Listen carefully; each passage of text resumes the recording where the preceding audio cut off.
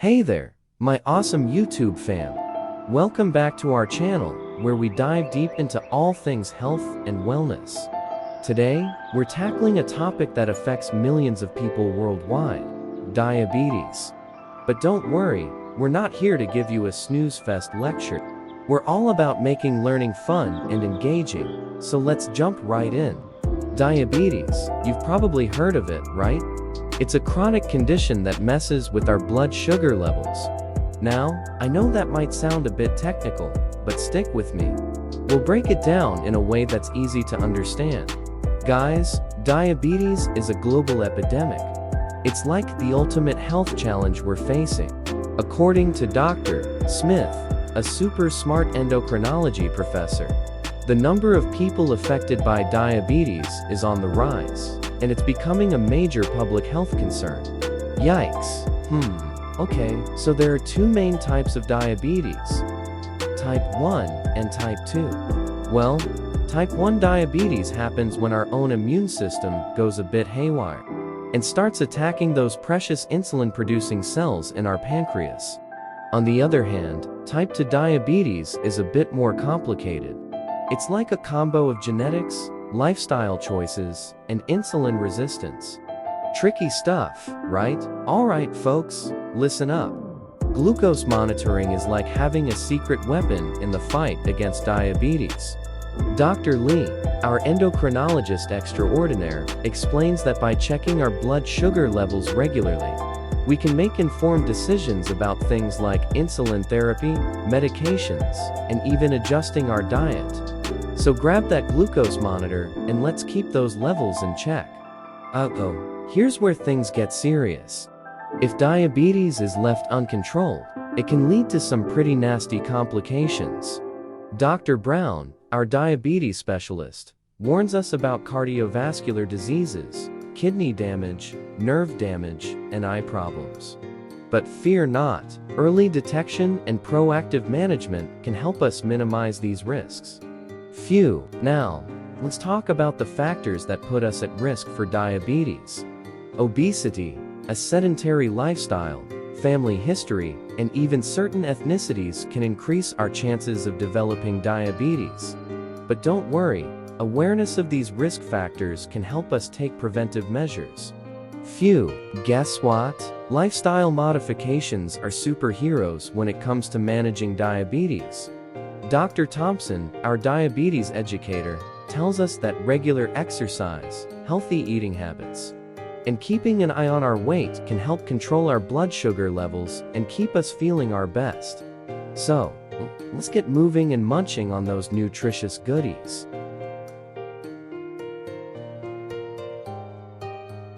Now, we will delve into the essential role of physical activity and exercise in diabetes management.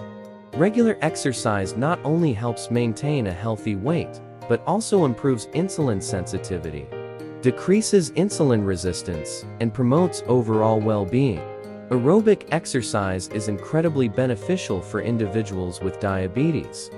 Benefits includes improves cardiovascular health and lowers blood pressure, boosts insulin sensitivity, aiding in better blood sugar regulation. The recommended goal is to engage in at least 150 minutes of aerobic exercise per week. Not just limited to aerobic exercises, strength training can also make a significant impact on managing diabetes. Weightlifting, resistance bands, or bodyweight exercises help muscles become more efficient at using glucose as an energy source. Taking care of your body also involves flexibility exercises. Activities such as yoga, pilates, and stretching routines provide benefits such as improved joint flexibility and relaxation. Enhancing mental well-being is as important as physical health when it comes to managing diabetes. Here's what you need to know. Practice mind-body exercises like Tai Chi and Qigong, focusing on movement, deep breathing, and mental concentration. These exercises reduce stress and have a positive impact on blood sugar levels. The glycemic index (GI) and glycemic load (GL) provide valuable insights into how different carbohydrates affect blood sugar levels. Low GI or GL foods cause a slower rise in blood sugar.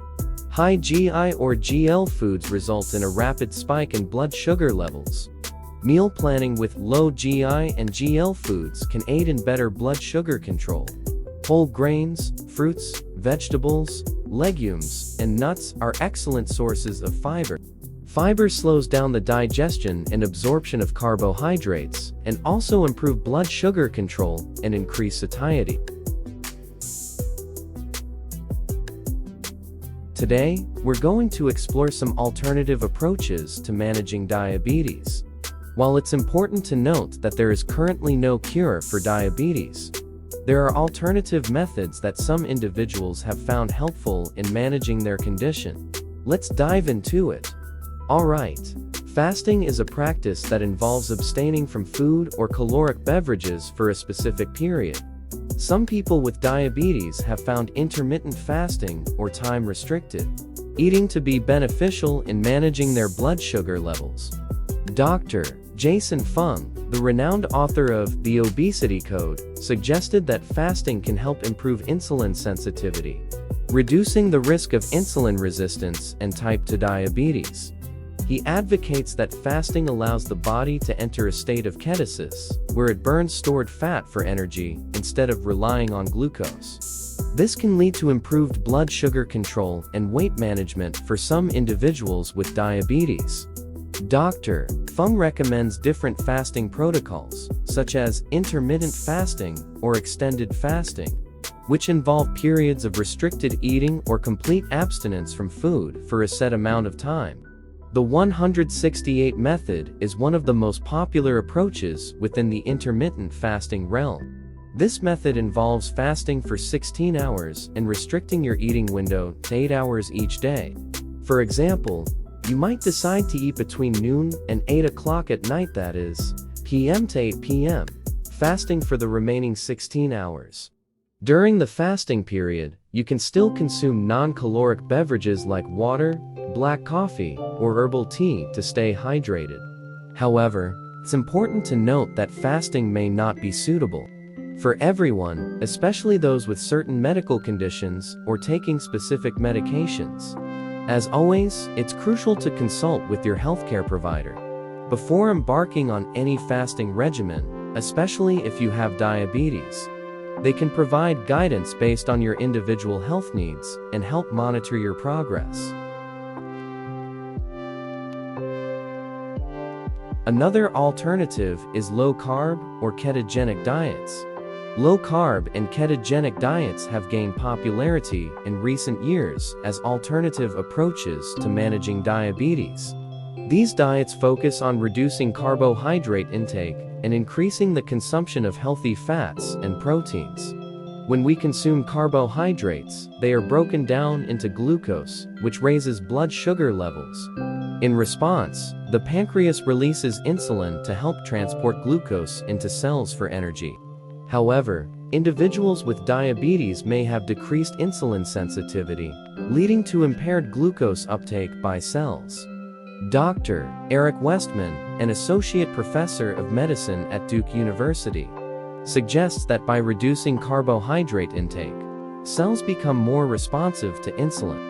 This means that the body requires less insulin to transport glucose, leading to better blood sugar regulation. Improved insulin sensitivity can potentially reduce the progression of diabetes and its associated complications.